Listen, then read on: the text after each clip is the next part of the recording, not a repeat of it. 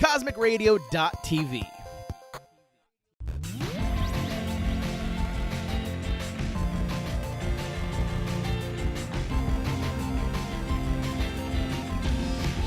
Hello and welcome to the fine edition of my so-called 8-Bit Life. I'm your host, Roberto Villegas. Joining me today, video game composer, Mike Kelly.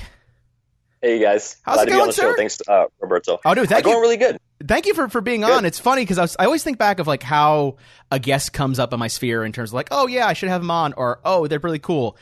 And I think it was either South by Southwest Gaming 2015 or 2016. This is how far back we are. I'm trying to think of like what day it was and almost looking at the date when the game came out to kind of figure out the comparison notes. And, you know, I've never been able to pronounce her name. Is it Isbeard?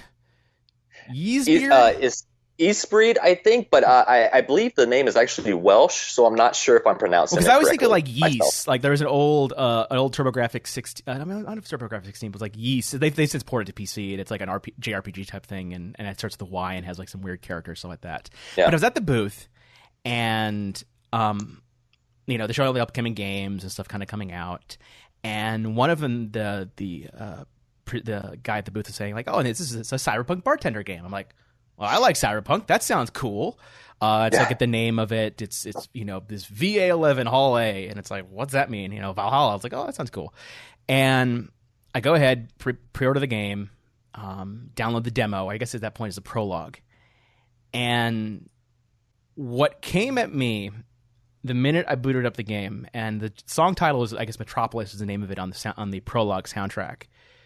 But I was greeted by this like Ghost in the Shell sounding Blade Runner, like the most cyberpunk thing I could hear. And I was like, oh, I'm going to like this game a lot. Not even, not even knowing about the dogs or the bartending or anything like that. I had no idea what it was I was getting myself into. But just that like opening track of like, you know, just dripping with cyberpunk. I was like, oh, this is going to be a good game. Thank you. Well, because it was such a funny thing, and then like I'm greeted with a whole bunch of other music and the idea of sort of making this jukebox and kind of customizing myself. And the minute I finished the demo, I go, oh wait, that's right, it came with the prologue soundtrack. Cool, dumped it on iTunes, followed you on Twitter, you know, tweeted accordingly, and here we are. It's interesting just thinking about that whole thing. And I guess before we kind of start going in depth into Valhalla and the creation of stuff, I do have to ask, and I always ask any composer, what got you into composing music and even playing it? Because that's always a fun journey for any guy of like how, you know, a lot of people that listen to the show tend to listen to composers and seeing them as they've made it, they've done the good thing, and they've gotten this far, and they want to be you, or at least find out how the hell you became you, if that makes any sense. Yeah, absolutely. So, I'll start back from the beginning a little bit. I may go off the rails here and there, but I'll try and come back to if this podcast had rails, it wouldn't necessarily be a straight line. It wouldn't be like the Shinkansen in Tokyo to like, you know, Osaka or something like that. It wouldn't be the bullet train. It'd be more of like a weird roller coaster that loops around, meanders, probably does a few loop-de-loops in some area, and then eventually gets somewhere.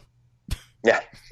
So I guess as far as music goes and everything, you know, I've always been a huge fan of, you know, number one, video games, anime, and music. You know, especially music from anime and video games, right?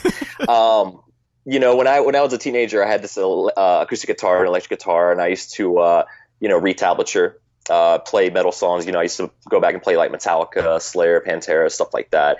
That was really the extent of it for a very long time. I had never taken any kind of formal lessons or anything. And then years and years ago, I was living in this apartment complex. I want to say this is around 2008. And there was a producer who lived upstairs above me, and he would produce for local artists. You know, he would do R&B, rap beats, you know, things like that. A really cool guy, and we talked a little bit, and I asked him about his music, you know, because I could hear it, you know, from upstairs, you know, at night, which is fine because it was really good music.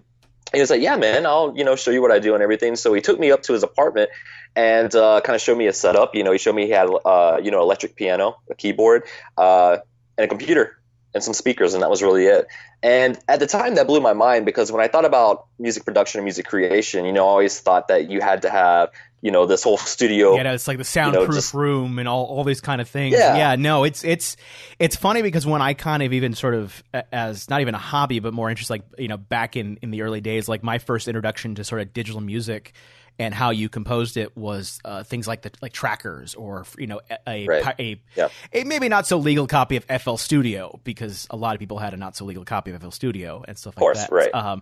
But yeah, it's amazing. Like when you look at it and when you see like, oh really, that's all it takes is just a microphone and a computer and a couple speakers and you can compose what I'm hearing. How do you do that? Yeah, and yeah, that was really it. So the guy showed me a little bit around, and I saw the program he was using. I believe it was Reason 3 at the time. So immediately I was hooked. I was like, wow, this is really cool. Let me try something with it. So I would play around with different tools, things like that. Nothing serious.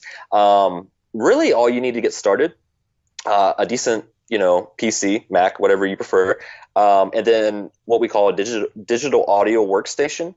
And this is basically a workstation where you record audio, you can record virtual instruments, and basically where you create your song. Yeah, some of them, like he's mentioned, was Reason. I think the popular one these days is Ableton as well. Right. Just like Fruity Loops. Right. There's a ton of them. Is basically trying to say. Like, I don't want to give the impression because the hard part has always been like, well, those software cost like X amount of hundreds of dollars. I can't afford that. It's like, no, there are other cheaper and other intro level ones that don't have as much mixing power as that, because even like one of the ones I always remembered, I guess, is it Reason that's the Propeller Heads one, the one that has like all like the weird synths where you're plugging shit in like in the virtual cable ones? That's okay, it. I was forgetting which one it is. Yeah, that was my first one actually. Yeah. Oh god, I've always heard mixed things on Reason when it comes to like just having to wire stuff like patch cables and crap like that. It's cool. I keep things simple. I don't go I'm not a huge hardware guy. Like I'm not a huge hardware nerd when it comes to the music side of things and everything. I prefer just kind of getting my hands dirty and just writing music, right? I do some of that stuff, but I don't like to spend too much time just plugging cables in here and there.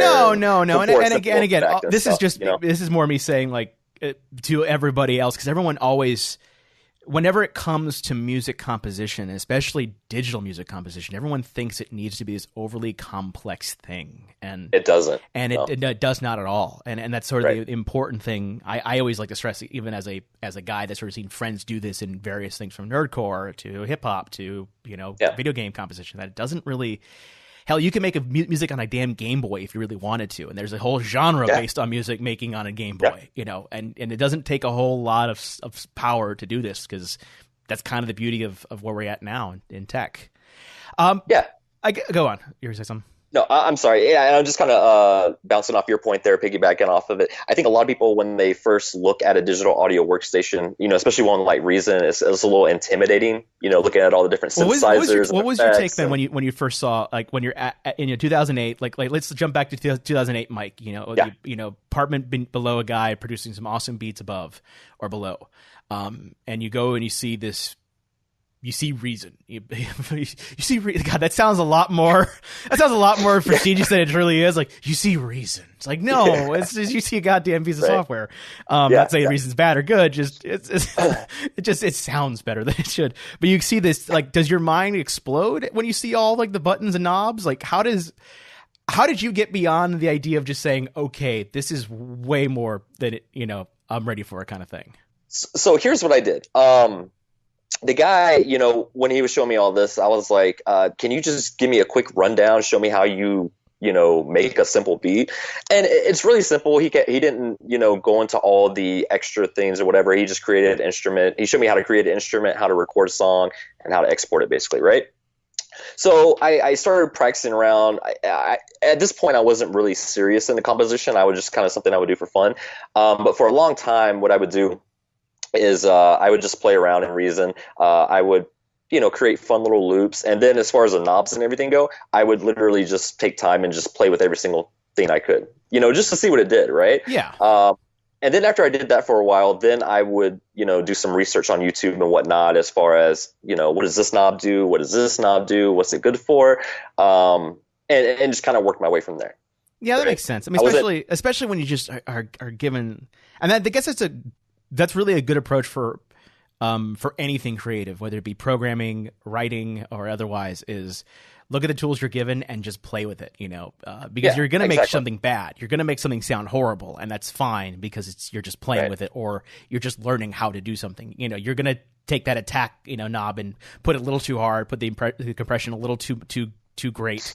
Something's going to happen. Yeah. You're like, that doesn't sound right at all. That sounds like I'm underwater. It's like, cool. Now you know what that knob does, and not to go so hard on that one. I guess we could kind of go a little more in your background, just because it's that. What about music in general? I mean, you said your early days you're playing a lot of tabs and sort of Metallica and stuff like that. I think that's where a lot of guitar people, especially of the internet era, got into playing music, because for those who have no idea what we're talking about, who's not music inclined, even I know this, and I'm not the biggest music guy. Basically, when you think of guitar, everything's done in chords. You have your A chord, your B chord, your C minor. Anything that makes a note is usually three or two finger things, right? Am I getting it right? Yeah. Pretty sure. Yeah. And so typically when you're looking at music, you have sheet music, and it's notes, and that requires you to actually understand music theory a little bit, and what a quarter note is and a half note. And not all kids know that. So what people have done is sort of break down here is how you put your hands on the fret, and here's where on the fret you want to be, and it's in like this weird text format that if you know how to read it, it's cool. And it's like, it's like learning, like, it's like how you've broken like the Rosetta Stone, and you've learned how to translate music. It's like, I can play, Smells Like Teen Spirit on my guitar finally. Yeah. Hooray. Yeah. But what got you into all that? Because usually people don't always make the jump to like, I'm gonna play guitar, I probably just Metallica, to be honest with you. Like when I was around 12 or 13 years old, I was just the biggest Metallica fanboy in the world. I used to want to be James Hetfield or Kirk Hammett and everything. And I always thought having a guitar was like one of the coolest things ever. So the first guitar I got, my parents got me just a regular acoustic guitar. Started learning things on that. And you're absolutely right. Like when you go on the internet and you figure out how to read tablature, it's like this light from heaven shines down. Yeah, it's because you get to learn all the different music stuff. I remember when I was learning, like I went the opposite route and learned piano when I was a kid, and it was like when I realized that you could take MIDI files and convert them to like sheet music, I was like, yeah. Oh crap! I can learn Chrono Trigger. I can learn all these video game stuff, and I start playing the Zelda theme and playing all like the music stuff, because I'm like, I know how to read this. I'm able to translate this to something, and now I'm Nobuo Matsu. I could play this stuff, that kind of thing. Yeah. But go ahead. No, I'm sorry. So yeah, that's really how the guitar thing got started. I had a buddy who lived down the road from me, who played guitar as well, right? And we used to just hang out all the time, playing guitar with each other, playing Metallica songs, stuff like that, because we swore that we were going to be the next Metallica, heavy metal band. I'm not laughing at you. I'm more laughing at just like, all right, we're gonna do this. We're gonna learn how to play these songs, and then next it's the super. It's the Astrodome. It's time to play. We're gonna rock and blow their minds. What was your band name? Yeah. Did you have a band name? We didn't even have a band name. Oh god damn it! That's the best. So this was the predicament we were in. At the time, I was living here in the deep south. Well, I lived way out in the boonies, as they call it, like way out in the woods, by the lake and everything. We had a really small school, really small community. I think the graduating class, my class, was 50 people. Wow. I think 50. That's very small. Right? Yeah, hyper small. Yeah, very small. And so our trouble was finding, drummers or singer. The biggest thing was a singer, right?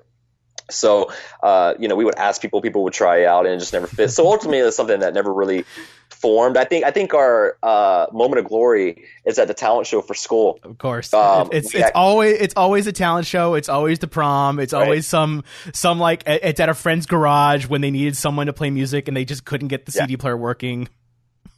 Yeah, so our moment of glory was at a talent show. When we did a cover of one particular Metallica song, and can you guess which one it was? Oh God, what year? I don't know if you're Metallica fans. Oh fuck. See, the thing is, like, my brain goes to the Black Album, and I always think of Unforgiven, but I'm probably wrong. Close. Same album. It was Inner Sandman. Damn. So we did it Okay. about- Yeah. I guess that's true. Of like, yeah. I guess Enter Sandman was the only because for me it was always like I always liked Unforgiven because of that acoustic kind of sound, and then it got in this weird like one of my favorite. It's actually one of my favorite Metallica songs. It's actually one of my favorite songs just because it's such a it's such a cool composition. Yeah, and the moment of glory came. We started playing that song because we were the last ones to perform, and people from the the first few rows, like students and everything, started coming on stage and jumping with us. Now, granted, again, this is a really old, really small school, so the auditorium stage started to buckle a little bit. Hold on, pause. Are you saying that like because you started playing like the most awesome cover of Enter Sandman, everyone's like coming to the point where your poor little school stage starts to just bow a bit, like oh damn. Yeah, so and thankfully we're at the very end. Like I think I had just finished the Kirk Hammett's solo, towards the end of the song and everything, and they had to tell us to stop, and everybody they had to tell us to stop jumping, and everybody got off stage and we had to quit the song and everything. But that was a moment of glory, right? Of course, because everyone's on stage like, yeah, finally, this is exactly what I've been learning these tabs for, and just like you just hear the rickety, it's just like it's about to burst. Yeah. So that was really cool, and of course, we gloated about that for the rest of our high school days and everything. But, that is an awesome. Wow, I would never have expected like that to be the way that story turned out. Just the idea of like, we were rocking so hard, we almost brought the stage. See, that's what you got to do. That you don't tell them that you're at a small school. You don't pitch it like, oh, it was only 30 people. You go, no, we rocked so hard, we almost broke the stage. Like that's the story you tell everybody else, like in high school, and it's just like, oh really? It's like, yeah, we almost destroyed that thing, and it's like, and in the real life, it's like, yeah, but 20, it could only hold about 15 people at tops, and that. Well, just like any legend, I guess you have to have a little bit of flair to it. You have to make it more grandiose than it truly is. Sure. Well, so let's kind of skip ahead further because again, when we talked about, you got into tabbing, you got into sort of reason and sort of composition. How did that jump then to start making game composition or more composition as a more professional type thing?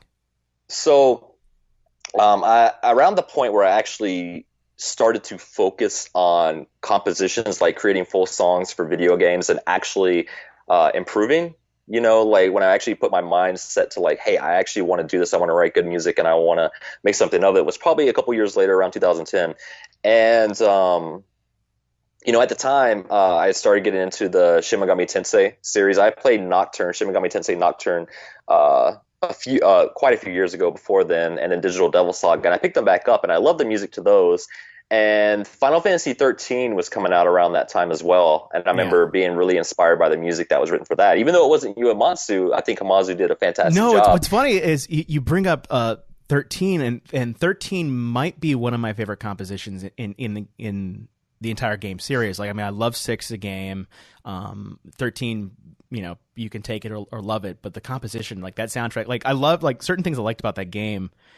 Just to sort of bounce off you, was like that Lightning's theme would slowly become the Retronato, would become like the overarching musical theme that would come in at times that would represent less it would be her theme, it would be the fighting music, it would be all this sort of thing. And then as the other versions came out, like Blinded by Light became part of just various points of the story as like this is the overarching thing. So yeah, I can see where that sort of inspires you. Yeah, and I agree with you on that. Sometimes I wonder, like Final Fantasy X, the soundtrack to that is definitely in my top 5 soundtracks of all time, like game soundtracks. Sometimes I wonder if 13 doesn't overthrow that. But also around that time, I was on YouTube and I was just looking up Final Fantasy 13 music, and I came across a guy who did a fan-made song for Final Fantasy 13. Right, and you'll see that a lot, like a lot of amateur composers, and I think that's actually kind of a good way to start, is by doing kind of fan-made music of stuff that interests you or stuff that inspires you. And when I saw that, I was like, wow, he did this. This is amazing. And then I thought to myself, I was like, I want to try and do that. So around that time is when I really started to dive into, practicing piano, practicing composition techniques, understanding the components and elements of a digital audio workstation a little bit more. And ever since then, it's just been a nonstop grind, I would say. Yeah, just got to bounce off your point. If you need more examples of like people making sort of covers, if you will, of other video game stuff, a lot of the current darlings in the indie game composing scene all came out of OC Remix, like Danny B, Jake Kaufman. It's like so many of those guys were part of that like scene of like making, covers, if you will, but they're more reinterpretations or entire things just inspired off of these video game music stuff. So yeah, like I fully agree. Like that's totally a good way to kind of cut your teeth on stuff like that. Okay. Yeah. Let us finally jump more ahead in time and get finally to the meat of the discussion, that being the game soundtrack that you composed for Valhalla, or VA11 Hall A, however you want to refer to the bar as, because it's funny to think about composing music for a visual novel, and not to say that there isn't any interactive components in the game. There is. You mix drinks, you kind of make some light decisions, but there's not a whole lot of like jumping or what people would consider a quote unquote traditional game. I kind of get tired of arguing what's a game, what's not these days. But we don't really talk about, and I think this is important for this game and how you made the soundtrack, the concept of diegetic versus non-diegetic music. And for those who are not really, this is typically more of a film topic, but I think it applies to here. Basically, diegetic music is music you can hear in the world. Like think of like a movie scene where the jukebox is playing a song. That's diegetic. Non-diegetic would be things that, the characters aren't unaware of. So like think of like a composition in the background made by, some type of orchestral thing. And the reason I bring it up with this game is that a lot of the music is diegetic in that, it is the jukebox. You, the player, get to decide, what Jill plays. There's only a few things that are not, that are like, scripted moments and sort of things like that. How was that when it came to composing for this game? Because typically when you're composing a game, it's like, here's the scene, enjoy. And it's more for you, I can imagine, was make music for a futuristic bar. I mean, like, how did this all come about? Now I think about what the overarching question is. So it wasn't anything I had to really overthink, and it wasn't really a hurdle for me because when we got on the project and I started to work on it, my primary goal was to really just work on achieving a particular sound, and that sound was something that you would hear or that had been heavily inspired by, soundtracks you might hear in 90s cyberpunk anime, OVAs, things like that. I was definitely getting a lot of Bubblegum Crisis, when I first heard it. Yeah. A lot of, like we mentioned atop the show, Ghost in the Shell. Right. And again, there's other cyberpunk games out there from that era, like Snatcher and stuff like that. We could go, completely deep dive, but... So that was a genre, and that made a pretty big impact on me when I was younger, and I first got into that. It was the blend of synthetic elements with jazz elements, fusion elements, and orchestral elements that really stood out to me. Gundam Wing was a big part of that as well. The music to that. So that was my main priority. Is like, I want to really express this sound in this genre that you don't really hear that much of. I want to kind of see if I can, bring that back, or at least send a love letter to it, and hopefully people will enjoy it. And from there, I kind of do what I do on any project I've worked on so far. I'll just, I'll write tons and tons of music. And Valhalla actually worked better in that way with a jukebox, because it wasn't like I was confined to working on specific scenes. That's sort of what I was getting at, because like right. I could imagine that being a bit freeing from a composition point of view when you're sort of making music for the player to pick, and that's not music that necessarily is going to be. I mean, there are those scripted moments in the game, as mentioned, things like when friendly conversation comes up, it's during start talking, or when you're at home, you have a certain thing, and there's those moments that are, here are the songs that are going to be static for those points. But I can imagine just like when they just said, like, look, you're basically making music for the jukebox, like that becomes sort of a fun thing, because if you think about a bar jukebox, even in the real world, there is rock, there is rap, there's everything on there. It's just whatever you want to pick, and you just got to scroll through it. And sometimes there's the hit song of the era, that kind of thing, and sometimes the old, the oldie kind of thing. And I can imagine just when it came to that, it became this like, well, what would be at a cyberpunk bar? What would be in their jukebox in the year like 2052 or something? Right, and a lot of it was just it was a blast, because the guys Christopher and Fernando I worked with, they pretty much gave me complete freedom over writing the soundtrack too. I think we had a very I think our tastes and our vision, all kind of gels together very well. So they trusted me to do what I was going to do. Everybody trusted Chris with the art. We trusted Fernando with the writing and everything. And I just went to town, man, because like I saw this as it was kind of a perfect storm of influences and inspiration because number one, here's a chance for me to work on a project where I can write, old school 90s anime, 80s, OVA music to my heart's content, right? Number two, it was my first, I guess, official project, you would say, so I really wanted to come out, with my, guns blazing. Well, yeah, because it was such a, like, when it came to the prologue, and I know I said at the top of the show, but I kind of want to go more depth, was the minute I spun the game up, and it was like, and now, Jill, well, what do we play in the jukebox today? And it gave me this option of like, or I think of the main game, but in the prologue, like, I started going through the tracks, you didn't really get to choose, and one of them was like A City That Never Sleeps, and it sounded like this super synthy noir cyberpunk type thing, and I'm like, oh, this is gonna be my jam. Like, I immediately hit like the I learned that there was a bug in the prologue that wouldn't really get the infinite loop working, because at one point it would change and go, no, don't change that, go back to the song, because I loved that. Like, it seemed for some reason, like at times it was weird, because it would be, there'd be these moments in a bar going on, and life, dogs would be joking and talking, and here in the background this like super, like, oh, it's mysterious, this is the world I'm in. And it was just like, man, I don't know what the hell's going on, but I'm digging it. And that's sort of what it came to. Like, the main game was like, I started, and I've said this on Twitter to you, and I'll say it here as well, I started going in my head of like, all right, what would Jill play on the record, on the jukebox today? Like, what would be her opening thing as she says, "Time to mix drinks and change lives"? Like, what song would she put out of this massive collection of stuff? And then it became like, even the achievement, one of them was like, play the, put like the, fill your entire playlist with like just one song. I'm like, what could Jill stand to hear for like 10 hours straight? Yeah. And it's just like, go for it. Sorry.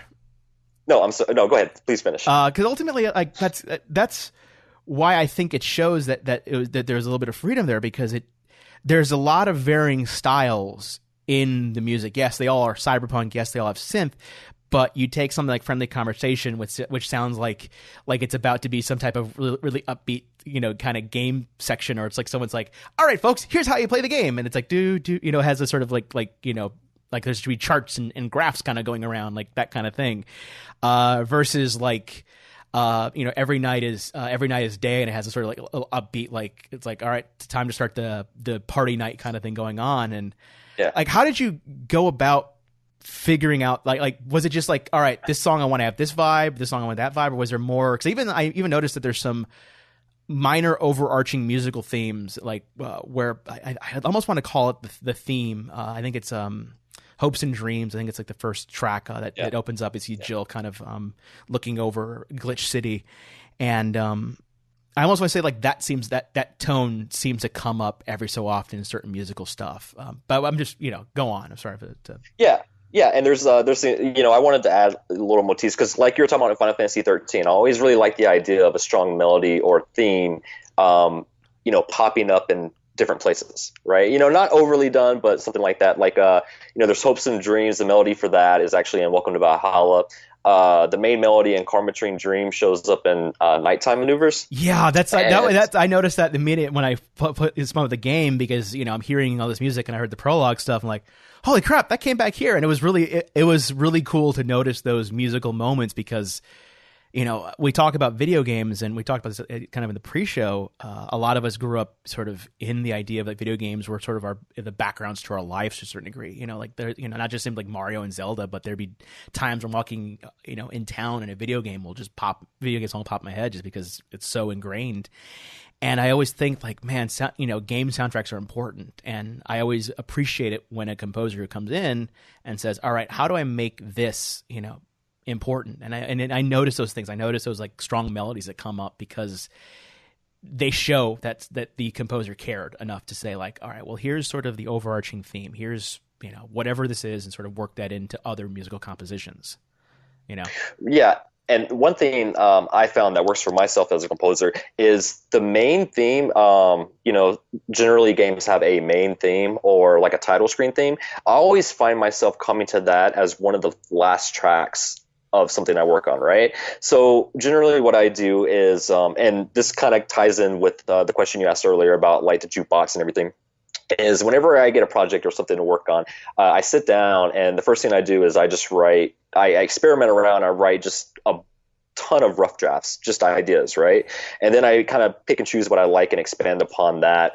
And generally, like, there may be a particular melody or theme that kind of pops up every now and then, and I kind of explore that a little bit more. And if it works, I kind of just decide, from a very natural place if that should be the main theme or not. For the jukebox for Valhalla, again, it all kind of felt very natural because I didn't overthink anything. As far as the songs, I understood that any good soundtrack needs to have a little bit of variety. It needs to maintain its core theme and feel, but still have variety in each one of the songs. Like, I don't want every song sounding the same or, whatnot. So I did the best I could with that.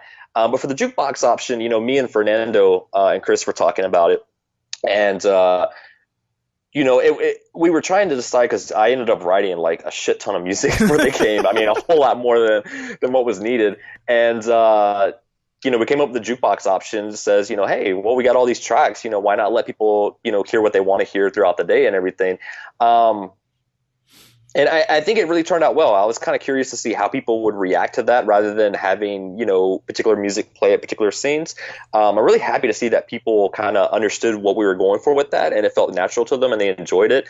Every now and then, like every once in a blue moon, I'll see someone comment or say something like, this music sounds way too upbeat for a bar. It should be slow jazz. I'm like, have you ever been to a bar? That's what I was saying. That's sort of why I like the idea of it being a jukebox. That makes the most sense, because if you've ever turned on any jukebox at any bar, it's not like magically you're going to go to some bar and it's like, oh, cool, there's this awesome song, but like right next to it's going to be Hanson or something like that. Not saying that Hanson's bad or whatever, but like you compare Metallica to Hanson, they're total polar opposites, but they're both could be on the jukebox because at one point in time, Bop was a thing, and somebody might want to play Bop, and who cares? It's their quarter. They could, it's their dollar, whatever. It's, who gives a crap?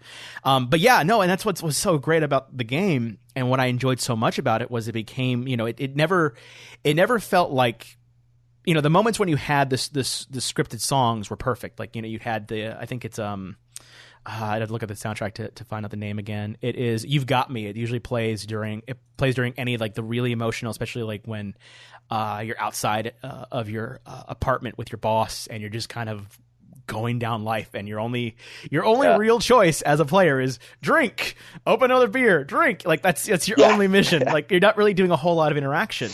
But it perfectly fits the moment. It perfectly fits the mood, because that's where you're supposed to have that, because it's non-diegetic. It's not, you don't hear it. The player does, or the viewer does, or that. So it becomes purposeful to do that kind of stuff. But I love the idea of it being this jukebox, this sort of thing of like, Jill starts her day. It's like, well, what are we playing today? And it's just like, boop. All right, time. Let's get to work. And I love that idea, because it gave player choice of like what to hear. But it, like for me, it became this, what would Jill put on? What would happen? Because I would always begin every shift with commencing simulation. In terms of that, and how all that sort of works out. It felt like the kind of thing that that needed to go through there, and I definitely enjoyed that, and I think a lot of players overall did, because I've heard no one say anything bad about the soundtrack. At least that's good. I'm really happy, and of course I understand it's probably a cliche thing to say that, but I'm really overjoyed like how well the reception has been for Valhalla, because when I was first writing the soundtrack, the prologue and everything, I didn't know how it would resonate with players over here, because it had it was highly influenced by Japanese styles and things like that. That might be why I dug it as much as I did, because like the minute it came on, I'm like, oh shit! Like that was my reaction. And not to say the game is bad or good. The joke I always make is there's sometimes, and if you've listened to a lot of video game music, or if you go through a lot of chiptune stuff and a lot of Nintendo music, sometimes the soundtrack's a little bit above the game's pay grade, for lack of better words. That wasn't the case for this game, but that soundtrack was like, oh, I'm in for something. Like it put me immediately in that mood. Like I said before, the beginning track feels like it's out of Ghost of the Shell. This is a love letter to the music from Ghost in the Shell, to that sort of cyberpunk era of stuff. And I can say I love the prologue music for sure. And I got that. Thank you. Yeah, and I'm glad to hear you say that because around the time I think that was not long after you had your Hotline Miami and you had this this genre of vaporwave and really aggressive synthwave. Synthwave that was just really in your face, which I love. I love that style and stuff like that. But I didn't know how that the more softer, quieter ambient style would resonate. And thankfully, I mean, I would have never guessed that people would have, or there would have been such a positive feedback, such a unanimous. Oh, I can't talk. Unanimous. Well, because I think they're starting to, you kind of came in at, the game came in at the right cycle of things. And I think that they're starting to become a little bit of a resurgence in cyberpunk, in a good way, in that, especially in the indie scene. We talk about, like one of the things that came tie in fact, before I played the main game of when it came out, I quickly finished up Read Only Memories because it was part of the marketing. I was like, and if you've played Read Only Memories, you'll see some characters come by. I'm like, I should play this other game so I can learn about the characters. And then I play that and you hear this other cyberpunk sounding soundtrack. I'm like, yes, this is awesome. And then you get into Valhalla. It's like, yes, this is even more awesome. And it becomes this sort of like perfect storm of like, here's a really cool approach to not only a story-driven game in terms of how you tell the story of a character and working through the ideas of not quite sure yourself or where the hell your life's going, and tied in with that a really cool, awesome cyberpunk soundtrack that both sets the mood when it needs to set the mood and is like just amazing composition. I appreciate that, and that something I'll say too is when I started writing the soundtrack, it came from a very personal place too, as I'm sure you can kind of pick out from some of the song titles and everything. Because when I started writing the soundtrack, I was one of the things that resonated me with Valhalla was just how much of a personal and relatable story Jill's was, right? Yeah. And around the time I first started working on the soundtrack, I was going through my own personal struggles. Not much. It was one of those dark times. Yeah, and I think we all go through that. And I think that's what of course, why the game resonates. We've all been at that time in our life when we ask, is what we're doing what we want to do, and what does that even mean? And then even everything else happens. I'm trying not to spoil VA11 Hall A for those who haven't played it, but it tops on that. But anyways, continue, sorry. Yeah, no, you're fine. But yeah, so, a lot of the soundtrack, again, kind of talking about that perfect storm of just inspiration, a lot of the soundtrack was just me kind of interjecting and putting my own feelings at the time, my own experiences into it. And one of the things, one of my top goal for the soundtrack was, look, if I can just write music that expresses how I feel, what I've been through, and hopefully will resonate with other people, then no matter how it's, received, I consider it a success. No, yeah. And so. I think like, again, it's tricky for, I think it's almost easier in terms of composing, and this is not to say anything to put slight on anyone that's composed for any other games, but I think it's always tricky to compose for a visual novel type game, because a lot of times there's not a whole lot of dialogue, there's not a whole lot of people talking back to you, they're not really doing a whole, you're not thinking of the game itself, because typically if you think about like a platformer, you're concentrating on the game and sort of like how you jump and how you interact with the world. And so the background music just becomes that background music. Whereas I think for a visual novel, you're reading dialogue, you're that, so the music becomes a lot more front, and it becomes a lot more part of the game. Like, and that's what I, again, it's why I asked the question of like, how did you go about doing this sort of jukebox type approach? Just because like I can imagine like that's almost the polar opposite of what you would do in a movie. Like you wouldn't, for example, and that's the best example I can give to sort of visual novel. It is a movie in the way you do the pacing and storytelling, and that's the entire opposite. You don't say, hey, you're watching this movie, make your own soundtrack to the film. It's like, no, that's not what you do. And it's like, how do you do that? And that's why I appreciate that approach so much, because it not only did it give me, the player, like kind of an idea of what music to pick, but you even got to unlock certain songs. Like when you there's at one point you talk to a pop idol, and once you talk with her a certain amount, you can then purchase her hit song. And I was like, that's kind of cool that I can buy that for my jukebox at the job and sort of hear that and part of that, or even moments of like one of the moments that made me just like crack up laughing, not just visually but musically, was with Streaming Chan and just like this. Yeah. This overly, we talk about at the beginning the anime stuff. stuff, and like that's what got me. It was like this just huge anime vibe of like, this like it's the theme song for like hi everybody, it's Streaming John, yay! So that song was incredibly fun to write because I wrote the song before there was even gameplay footage of Streaming Chan. They showed me the picture. They showed me the picture of Streaming Chan, with some of the text, like just kind of a idea for it or whatever, right? And they were like, we want this really kind of upbeat, catchy thing for it and everything. And I was like, okay, I'll see what I can do. And I remember when I was writing that song, like it felt so cheesy and fun in a great way, like a really fun way. It was so good. It was one of like there are moments in that game that made me crack up laughing in terms of the music. The friendly conversation made me crack up laughing just because I'm like, this is great. This is exactly the visual should be here. This is the music should be playing. But the Streaming Chime, like the minute she came in, like visually I was laughing, but the music, like it came to the point where I looked forward to her coming into the bar, not for any of the visuals anymore, but for just like the music. And I was just like, once I got able to buy that song for the bar, I'm like, all right, we're playing this. We're putting this in the playlist. Jill's got this stuck in her head for no parent. I don't even care if Jill doesn't like this. This is for me, damn it. It was just that was actually as simple as the song is. It was actually one of my favorite songs I wrote for it because I love that the melody felt really catchy, and then I loved the midsection where you had the organ come in, you had the claps. Oh no, that's why it sounds like a goddamn theme. It sounds like the TV theme song. It's like, and coming, it's a Streaming John show, and it's like, like it sounds so perfect. Like it has like organ play, like the live bands performing, and I loved that moment. It's again, it was those moments that I'm like, okay, I see this guy was given at least some like, here's some scripting notes of things to do, because it shows in a good way. But I was like, man, putting that in parallel with the idea of like, well, how do I make just music for the bar? And that was like, why I was like, man, this is such a very wide gamut of a soundtrack. And even though, yes, you do want to keep it varied as gaming, it still is like this.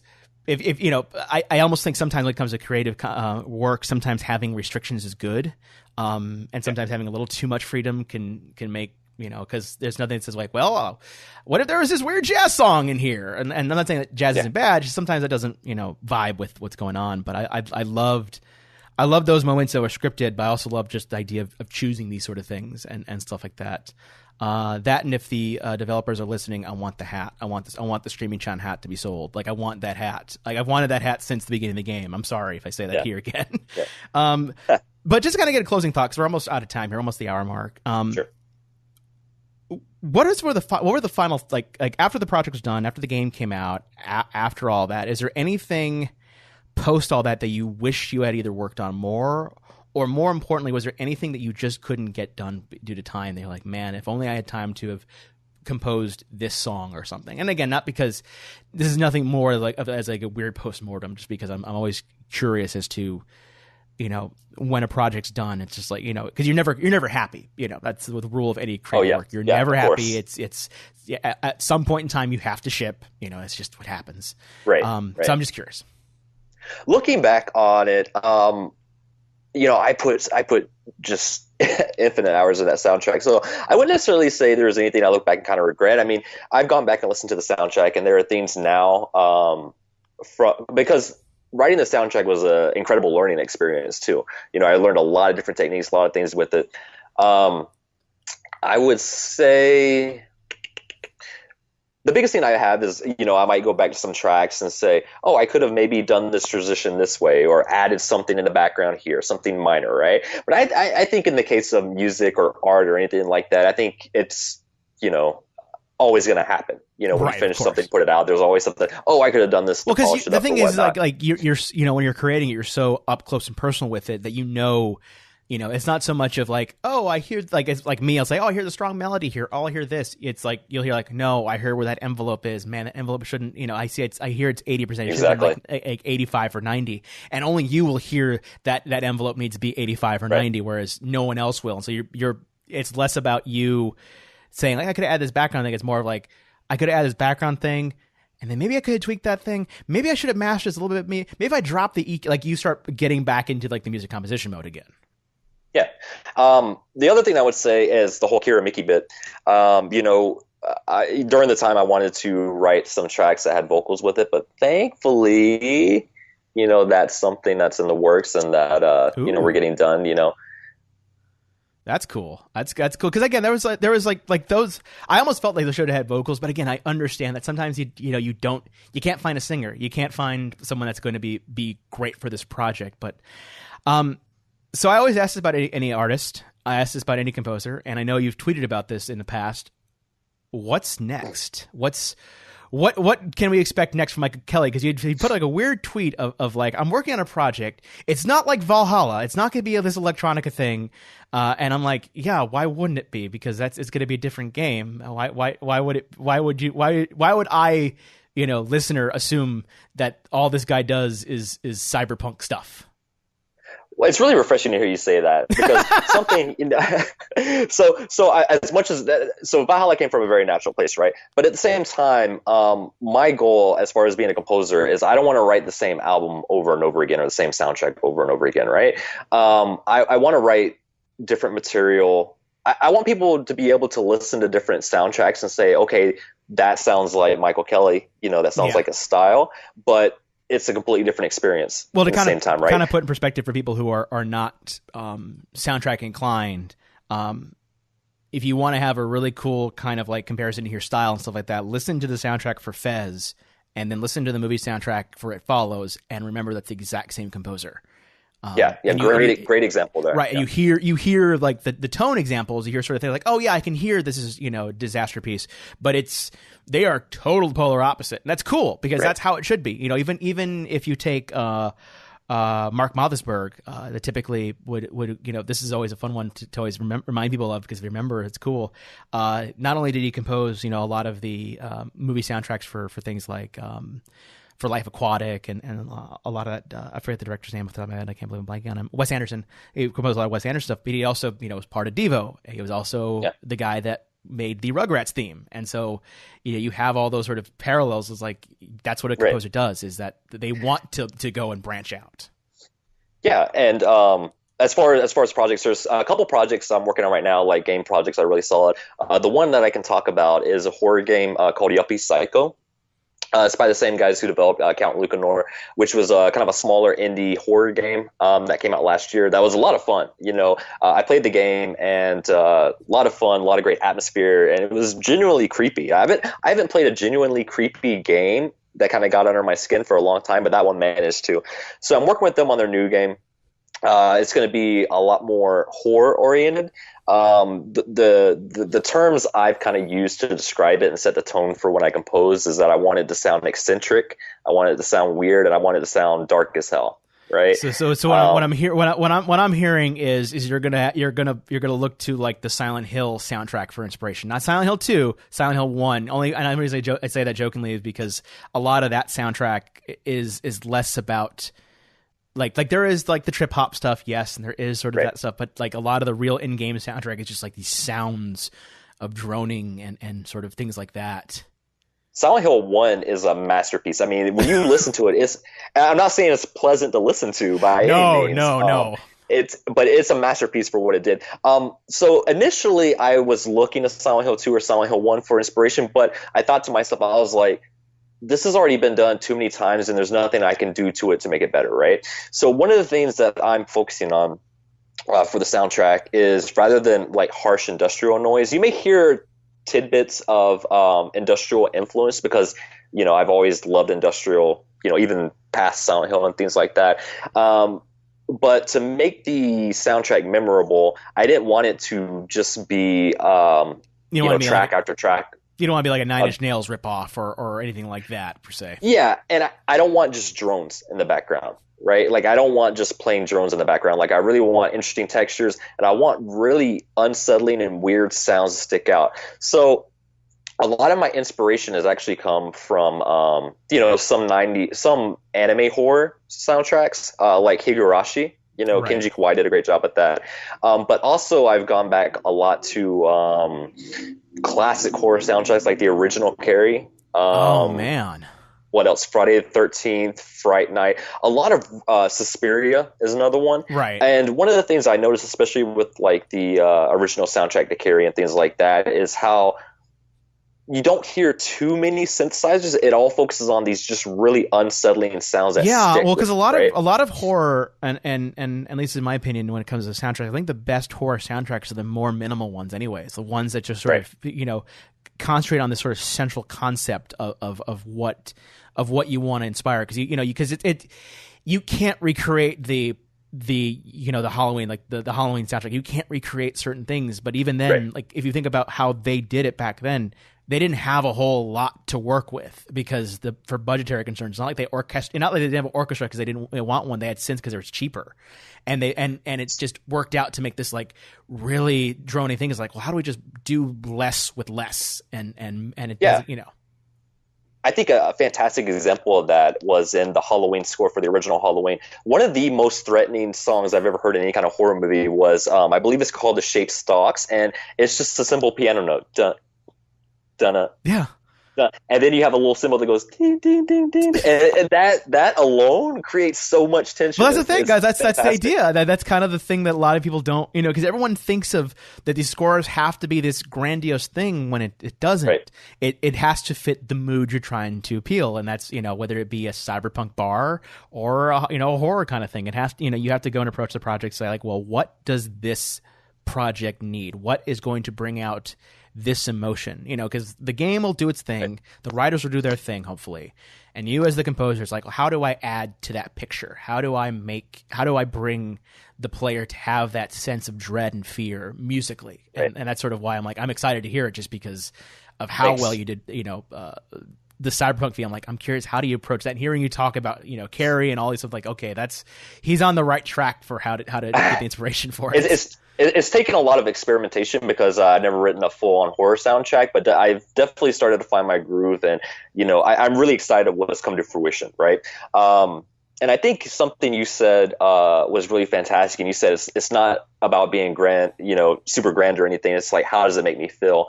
And one thing that always stuck with me was Akira Yamaoka in an interview he did on the Silent Hill 2 DVD. He said that he didn't feel that the melody was the most important part of a song. And I actually really agree with that. Of course you have, at times you need to have a really catchy melody, and it's incredibly important. But what's always stuck out to me whenever I write any kind of song has always been, what does this chord progression make me feel? What does this synth make me feel? Right? What kind of tone does this set? And I build from there. Because some of my, like Silent Hill 2, like thinking of some of my favorite songs in that entire soundtrack aren't melodic. It's like it's white noise. It's like weird sort of sample utilized. Or even in I think I forget, The Lone Survivor is the game, is an indie game sort of like inspired from Silent Hill 2. Right. Even that has like very minimal stuff in its soundtrack, and that's cool because that's what works. Like I think when it comes to horror, it's not, because if you have too much going on, the player is a little too distracted and can go like, oh, well, the music's soothing, the music's calming me down. Surely nothing bad will happen. But if the less you hear, just like, oh crap, yeah, I don't hear anything.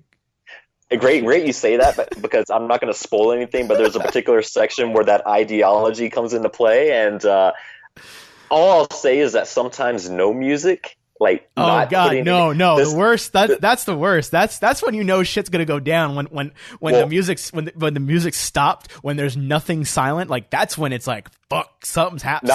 Not even as a build up or anything, right? Like I'm talking. I talked with a developer about this particular scene. And he liked one rough draft I did. He wanted to include it, but his original idea was to keep it quiet. And then after I played through the scene or saw it a couple of times, I was like, no, let's keep this dead quiet. I only want to hear the sound effects. That's the point. That's why, really well. And if you think of your favorite horror scenes, and the only reason I bring it up is just because like this is what makes me excited that you're kind of even that kind of composer. It's awesome. Because you think of your favorite horror scenes, it's the breathing. It's the very much it's not anything important. You hear just the footsteps or whatever because they're hiding in the in the closet, hoping not to be found by the killer, because if they do, that's you're screwed. And I love that you're even playing the games like, nah, I know you want my song, but no, this does not belong here. Keep that off. Right. And that makes it. What's the game's name? What if you can say it already? Yuppie Cycle. Yuppie Cycle. Okay. I would make sure I keep that in my head because I want to definitely check it out. Mike, thank you so much for being on. Let's say people have enjoyed this conversation and actually want to check out more of your music. Not just simply from that or keep track of you and stuff like that. How can people follow you and find all the stuff of yours, sir? Of course, there's my Bandcamp where I keep the albums I've released at. I believe it's garode.bandcamp.com or bandcamp.garode. I always get the two mixed up. I think it should be some. It should usually the nomenclature is name.bandcamp.com. Garode, GAROAD. .bandcamp.com, SoundCloud at Garode Music, Twitter at Garode Music, and of course I have a Facebook page at Garode Music too, and then a YouTube, just Michael Kelly, if you'd like to follow me. There you go. Of course, you can find me. I'm at Vincent404 there on the Twitters. If you want to catch previous episodes of this podcast, you can to our website, CosmicRadio.TV /8BitLife. There you find links to show notes, the Twitter account for the show, which is at 8BitLife Podcast, and of course, after you've bought all of Mike Kelly's music that's out there and coming out there, and you look in your pockets and you see that you have like $1.50 left over, head over to patreon.com /8BitLife there and help the show become bigger, better, and more awesomer. So that is it for the day. So tune next time and talk to another something completely and utterly random. Bye, people.